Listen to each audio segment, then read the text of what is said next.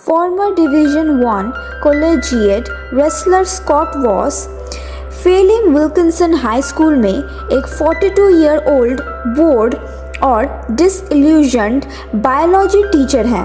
School में budget में कटौती से इसके म्यूज़िक प्रोग्राम के कंटिन्यूएशन खतरे में पड़ जाती है, जिसके परिणाम स्वरूप इसके टीचर मार्टी स्ट्रेप को नौकरी से निकाल दिया जाता है।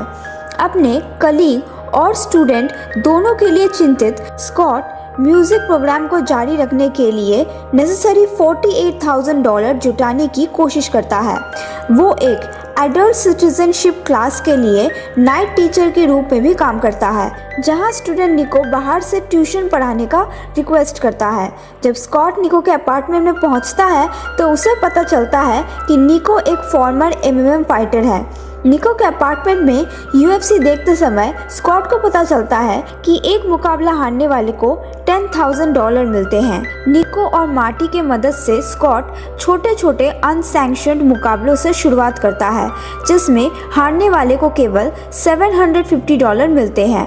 निको उससे डिफेंस ट्रेनिंग देना शुरू करता है और बाद में मार्क को ऑफेंस ट्रेनिंग देने के लिए बुलाता है। स्कॉट अपने ओपोनेंट लकी पैट्रिक मरे को हरा देता है और उसे एहसास होता है कि जीत से ज़्यादा मुकाबलों का भुगतान होता है और उसे अपना लक्ष्य हासिल करने के लिए कम मुकाबलों की ज़रूरत होती है। जब मार्टी स्कॉट के साथ ट्रेनिंग लेता है तो स्कॉट की एक स्टूडेंट और बैंड मेंबर मालिया दे ला क्रूज निको को सिटीजनशिप टेस्ट की तैयारी में मदद करती है और इस जानकारी को गानों में डालती है। इसके बाद स्कॉट छोटे छोटे MMA मुकाबलों में भाग लेना शुरू करता है और धीरे धीरे स्कूल के लिए ज़्यादा पैसे कमाता है। स्कॉट स्कूल नर्स बेला फ्लोरेस को पाने की कोशिश में लगा है और वो एक दूसरे के साथ फ्लर्ट करते हुए पल बिताते हैं। साथ ही स्कॉट के टीचिंग के प्रति जुनून भी जागता है। वो क्लास में दिलचस्पी लेने लगता है और अपने स्टूडेंट्स का रिस्पेक्ट अर्न करता है। स्कॉट अपने लक्ष्य से $6,000 दूर है जब मार्क उसे बताता है कि निको ने जो रोगन द्वारा ऑफर्ड एक सैंक्शन्ड UFC मुकाबले को ठुकरा दिया है, जिसमें हारने पर $10,000 मिलने की गारंटी है। स्कॉट निको से भिड़ता है, जो माफ़ी मांगता है और एक्सेप्ट करता है कि उसने इसे इसीलिए ठुकरा दिया क्योंकि वो जेलसी में था, क्योंकि उसे एक बार UFC में लड़ने के लिए कहा गया था, लेकिन ट्रेनिंग के दौरान उसकी गर्दन में चोट लग गई, जिससे उसका करियर ख़त्म हो गया।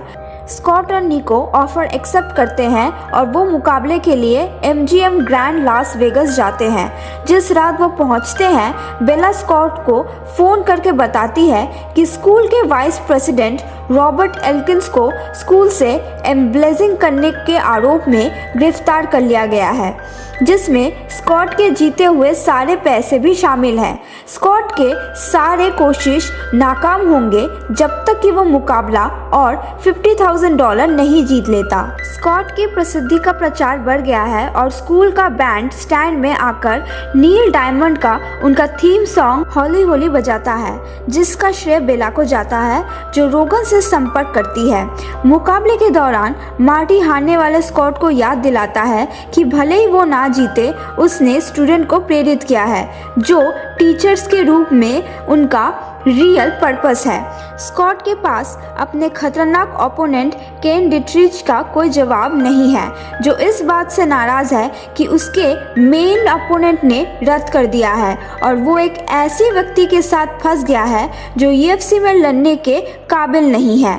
स्कॉट पहले 2 राउंड में टिकने के लिए लड़ाई करता है, लेकिन स्टूडेंट से प्रेरणा पाकर वो मुकाबले के तीसरे और अंतिम राउंड में जीत हासिल कर लेता है और $50,000 और डेट्रिच का रेस्पेक्ट अर्न करता है। स्कॉट और बेला रिंग के चेन लिंक फेंस के थ्रू किस करते हैं।